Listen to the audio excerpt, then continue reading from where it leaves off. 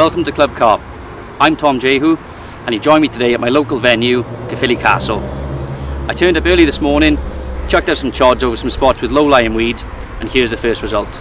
We're going to get some photos done, slip this one back, and then I'll go through the setup that done the first bite.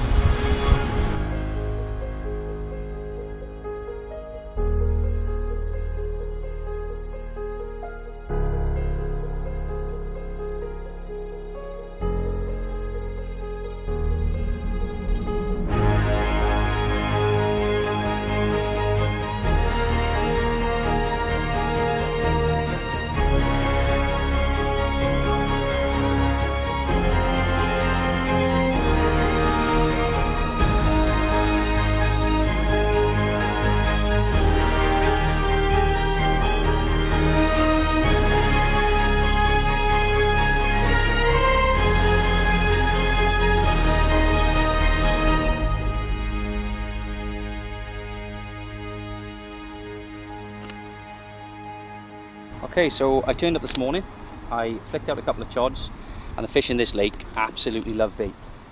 So start off at each spot. It's something I do every time I come here, no matter how long I'm here for. I've chucked out between 1.5 kilos and 2 kilos of boilies, but I've actually managed to catch a fish from that spot now, and these fish tend to come in groups of 5, 6 or even more, so I'm fairly confident that the bait I put out this morning is already gone. So yeah, basically I've had a fish and I'm topping up the spot, hopefully to prep it for another fish. To give you an idea of the venue, it's basically 2 main bodies of water that make up the moat around Caerphilly Castle. The first body of water is the front, which, as you would guess, is situated at the front of the castle. In there you have mostly small fish, a lot of coarse fish, and carp up to around upper doubles. The main lake is a lot different. It's around 30 acres in size, and because of the shape of it, us local anglers actually class it as 2 separate bodies of water, the South Lake and the North Lake. Now this year the South Lake is incredibly weedy, literally weed from the bottom to the top. It's quite difficult to catch fish in there. There's a lot of snags, there's an inlet on the one side, so there's water flowing through the middle. You get a lot of tow on the lines, and it is a little bit of a nightmare. So because of that reason, I've opted to fish the North Lake.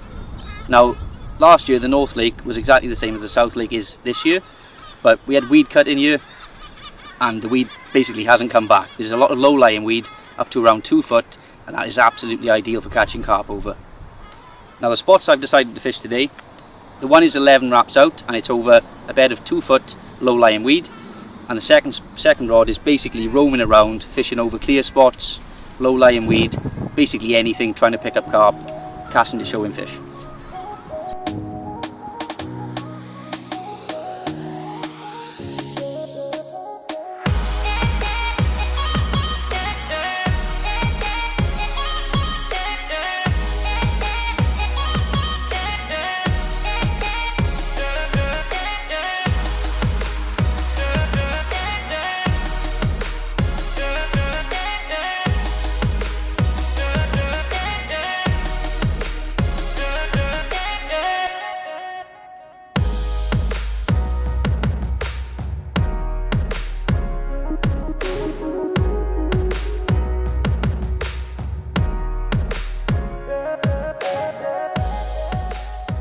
I had a tench. It was a little bit of a shock. I had an awesome take off it. Butt of the rod lifted up, rod sort of skipped forward, weeded me up, picked it up. I was actually on the phone to my mate as well at the time. And yeah, jumped in the water, sort of got my rod down low, got it out of the weed, thought I'd lost it. Came in, little ball of weed. Sort of went to lift the rig out of the water and then felt it kick back, so slipped the net under it, peeled the weed back, and it was just a little red eye staring back at me, and yeah, I wasn't best pleased, so slipped it back and got the rod back out straight away, and it's been quiet since. They show themselves a hell of a lot in this place. Really do. It, you know, it helps to come here early. The earlier the better, so to get your first light. And yeah, they show like dolphins all over the place. Just got to pick the pod of where the biggest sort of pod of fish are. Go from there really. Pile bait on them because they absolutely love bait. Right, so basically the spots have been really quiet for the last sort of 2 or 3 hours. So I've decided to have a bit of a move, cast them onto different spots. Still not really a lot to go off. There's no fish showing, which is quite strange for this venue. So yeah, bit of a change up, move the rods around, see if I can make something happen. And hopefully it's the right thing to do. I'm going to get some more fish on the bank.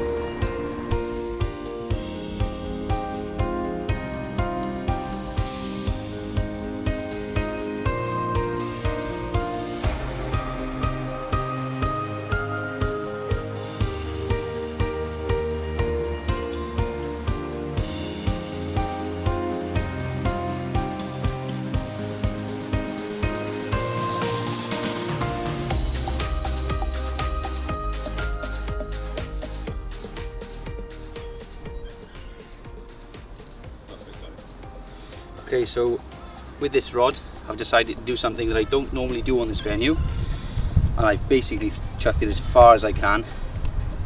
Simple reason being, the only place we've seen fish in the last probably 3 hours is as far as we can go into the cut, which is the interconnecting waterway between the North Lake and the South Lake that I mentioned earlier. There seems to be a number of fish there, so I've just got a naked helicopter setup with, again, a chod.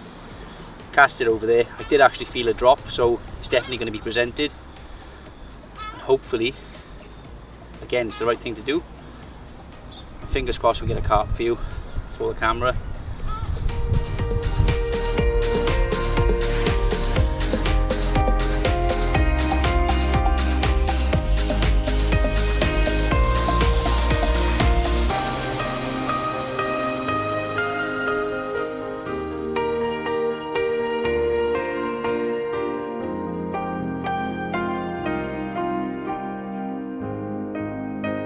Once again, we've decided to move spots. We've totally exhausted the area we were in. Fish have stopped showing, but just around the corner from where we were, probably only 50 yards, they've started fizzing up, they've started showing, so hopefully we get these rods in the right position, over the fish, and get a couple more for the camera for you.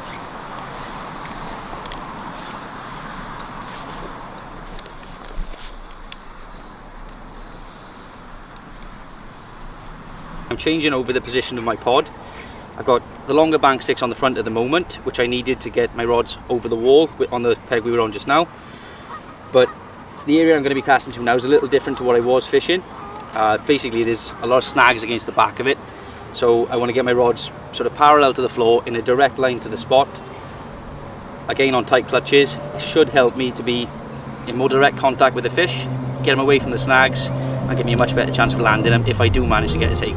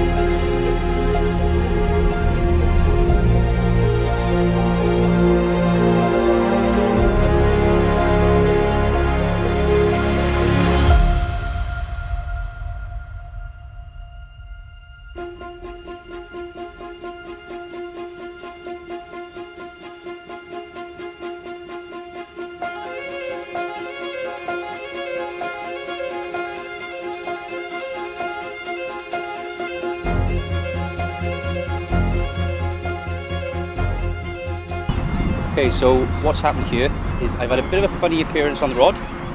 So I've come over to pick the rod up. To be totally honest, I thought it was birds, because there was 3 ducks over the spot and we've had a little bit of hassle of those today. And when I picked the rod up, it just melted off in my hand, and I am currently connected to a carp. He has snagged me up, which is a little bit of a nightmare, and I'm in a lot of difficulty trying to get him out of the snag. Hopefully, just keep doing what I'm doing, I'll get his head turned, and we should get him away, hopefully get him in.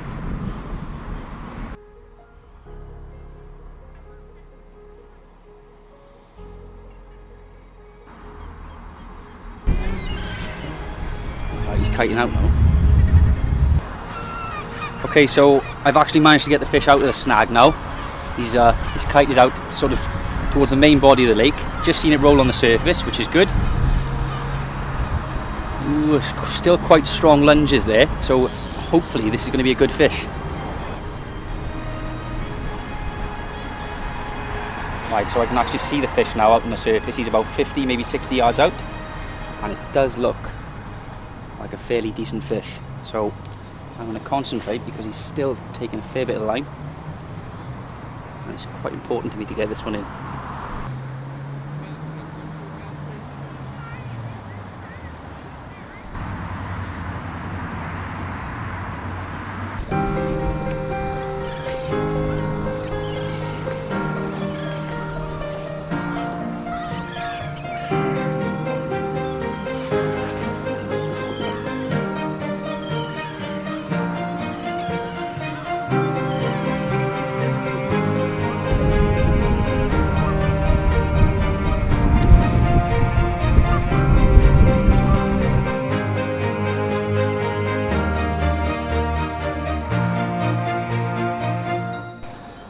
Back out, right?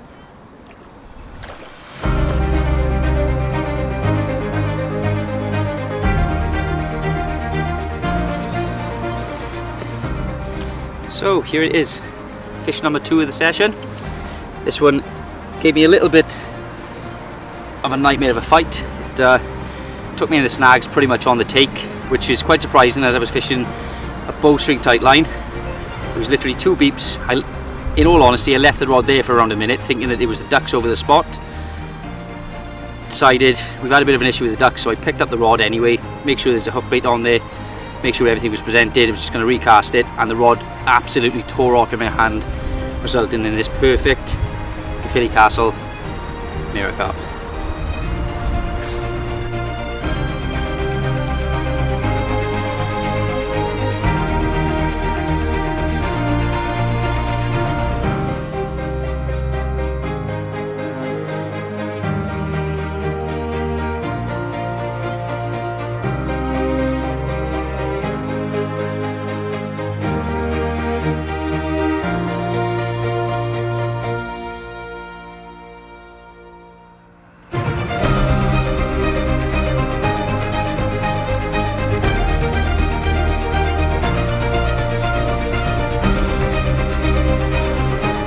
Right, once again we're having to move a spot. We're going a lot further this time. We're actually moving from this lake into the south lake. Seems like it's a little bit of a hectic move, and that's because it is. 2 of my mates have just come around. We've been for a lap around the lake. They've seen a lot of fish over in the other section of the main body of the lake, and yeah, basically we need to get packed up as quickly as we can, get over there before anybody else does. Okay, so like I said, we've packed up and we're having another move again. This time we're going a lot further, basically around to the other side of the lake. 2 of my mates came around, saw a number of fish there, ran over to us, told us basically get packed up, get over there, because there's a good chance for a bite. So, taking the information, packed up, and now we're on our way.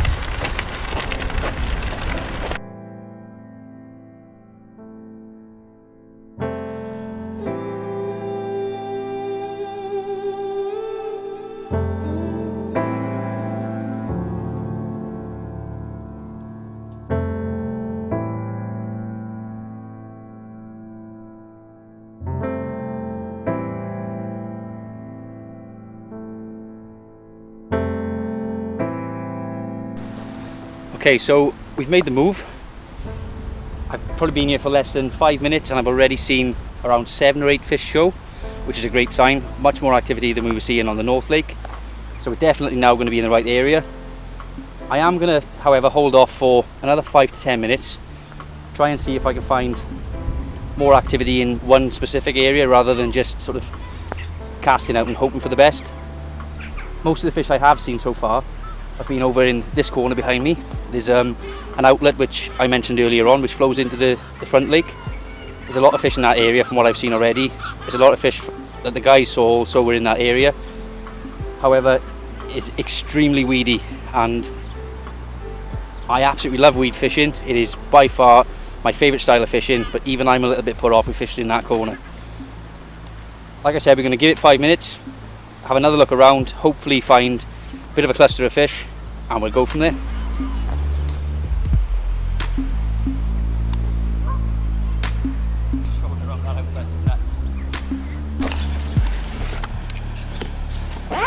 Okay, so we've decided where we're going to fish, and we have chosen the snaggy corner where the outlet is, simply because it is absolutely full of carp and it's probably our best bet to get our hands on another fish. It's going to be a little bit different to what I have been doing on South Lake. I'm going to have to separate my pod so I can point the rods basically directly or as directly to the spots as I can, giving me the best chance to get them away from the snags, and we will get back to you when we get another carp.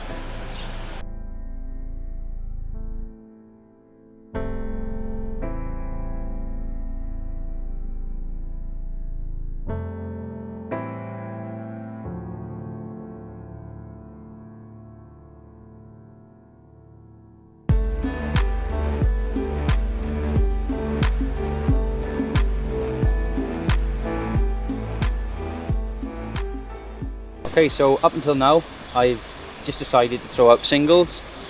It hasn't paid off yet. We've been here for about half an hour, maybe 40 minutes. So similar to earlier on, I'm going to be checking out a bit of bait with the sling here.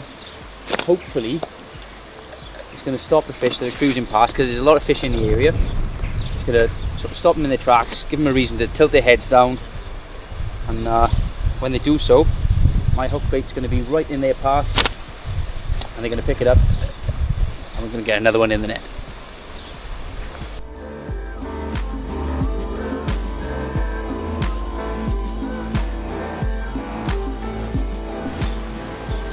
I've been out to Slovakia in World Championships for fly fishing.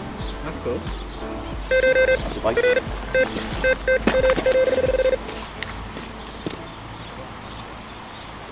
Told you it was cool.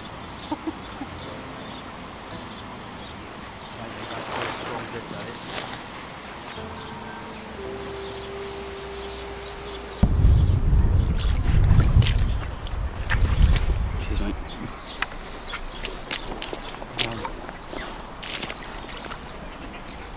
If I can get him to stay.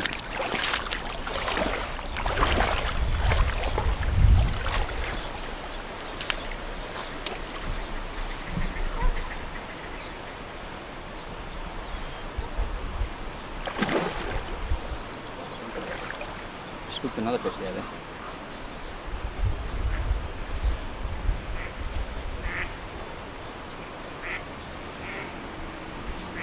I'm gonna go for it.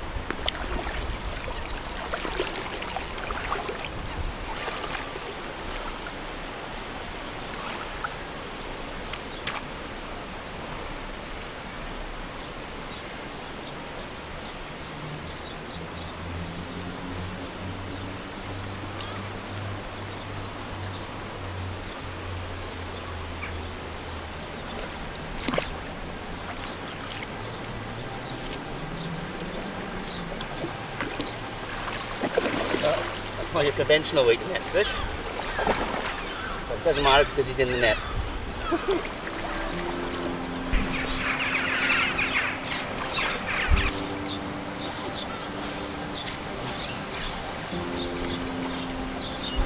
I love this style of fishing. I'm sure you just saw that take, and we did manage to get the fish in. It did weed me up twice actually during the pretty short fight that we had, to the point on the second time it weeded me up where I actually had to wade out. Bit of a panic, I just threw the rod into the weed, scooped the net underneath him, and we have another carp. Let's get the rod back out.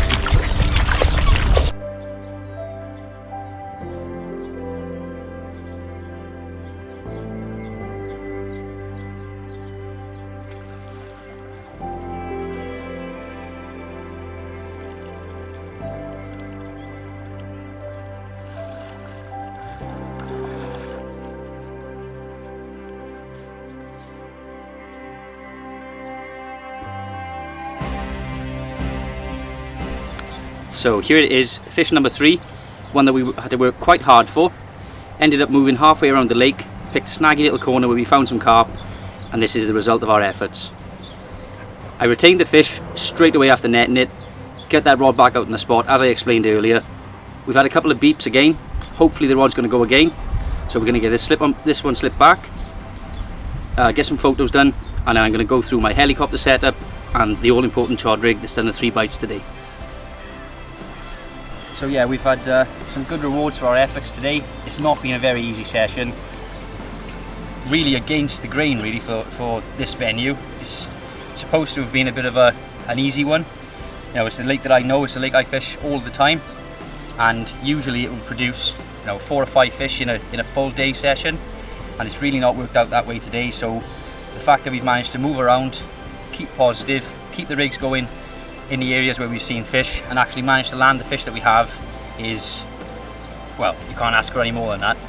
So now I'm going to get this one slipped back, and as I promised on the first fish, we're now going to go through the rig that I use, the lead setup that I use, and show you just how easy it is to tie up, just how easy it is to use, explain to you a little bit why we're doing what we're doing, and obviously you've already seen the results.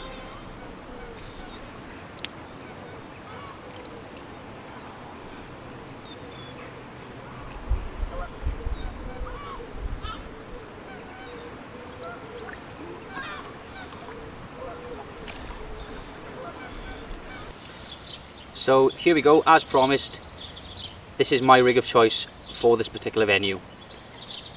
This is a rig that I've used almost exclusively now on this venue over the last year, and it is of course the chod rig. Now, prior to using the chod rig, I did used to use the Ronnie rig on this venue, but recently the club has decided to have a ban on the Ronnie rig due to mouth damage with the fish, so this has become my alternative, and to be fair, I can't really understand why I never used it before. It's heavily underused on this venue. I'm pretty much one of 2 or 3 anglers that actually uses it, and it has probably been the most successful rig that I've used in the last 7 to 8 years in carp fishing. I rarely drop fish, pulling them through snags, pulling them through weed beds, they just never ever come off.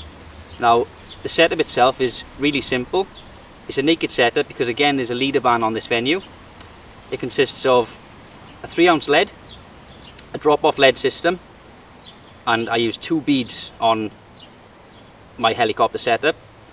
The reason I use the 2 beads is when fishing over low-lying beds of weed, I like to ensure that my chod rig is positioned over the length of the weed bed to ensure that basically when I cast out it's going to be presented every single time. The way that I deter how high to set that bead is I'll cast out initially with either a pronged marker lead or a small weed rake, retrieve some of the weeds in the area where I'm fishing, check the weed over. If I can, ideally find a piece with roots attached and the whole stem up until the top where nothing is snapped off, then that's basically the length of the weed I'm fishing over.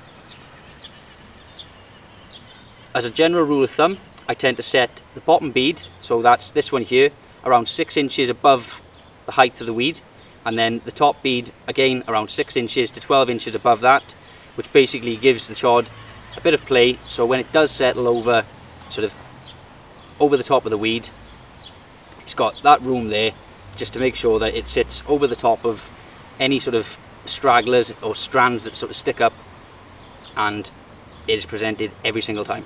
As you've seen, it's been incredibly effective. Now George has just come back with some fish and chips for us, which we're both absolutely dying to eat. I've got 2 rigs out there on the spot at the moment, and we do have time, hopefully, for another carp.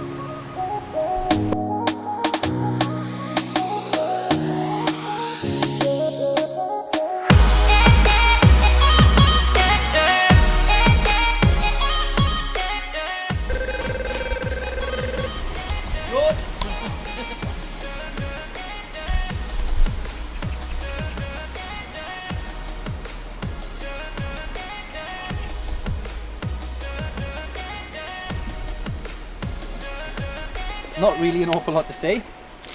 I was just tucked up under the trees for the first time today, getting away from the rain, and yet again the rod is absolutely melted off, and I'm currently playing our fourth carp of the trip.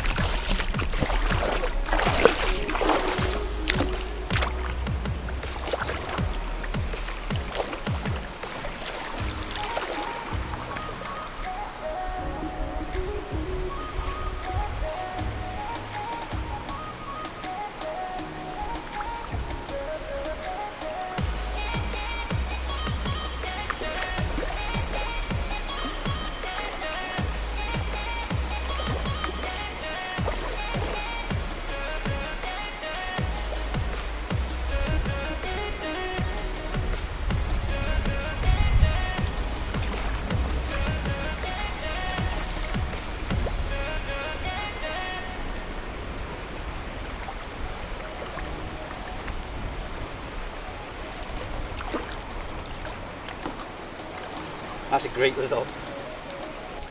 It's like a little dinner plate. It's just like, you have to see it. It's hard to explain. It's just, I don't know, it's a really odd shaped fish.